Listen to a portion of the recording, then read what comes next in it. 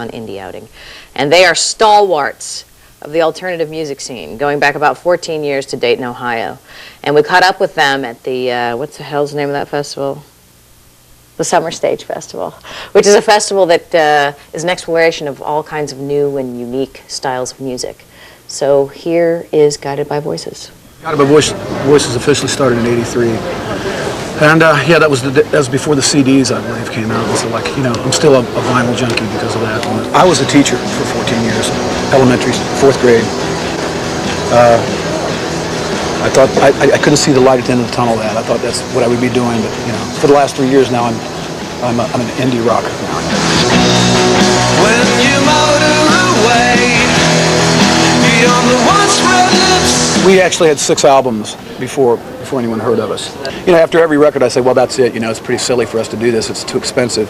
But then, you know, I think what kept it going was like I like to write songs, and I write a lot of songs. So like I'd have all these songs, and I said, let's do another record.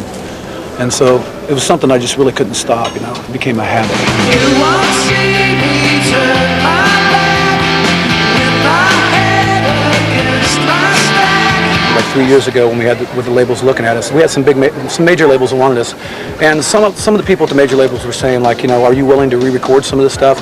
And we already had an album together, which was Alien Lanes, and it was all 4-track. And I said, well, no. First of all, you have to put this record out, and then we'll do some big stuff. I want this darling life with my valuable hunting knife. We got connected with the lo-fi movement thing going on, you know, and that whole genre. And I really didn't understand that. And like I always wanted to be in a rock band, you know. That was my goal, is to be just in a rock band, you know, in the classic sense. How many kids we get out there tonight with the heart of rock and roll burning in them? I usually start off a tour with an injury. On one tour I did, the bouncers beat me up in the club. The guys in front of the stage, they beat me up. So like I'm used to starting with an injury. This injury, we played Pittsburgh, and I did a jump. It was a pretty silly move that I put in, where I jumped and I kicked my legs in. And on the way down from the jump, I spread my legs, so I don't have much support that way, and I came down on my knee. Trouble on the way. I got bulldog skin. Yeah, it's kind of like the bulldog skin theme, you know, how, hey, we're still here, we're still kicking, 17 years later or whatever.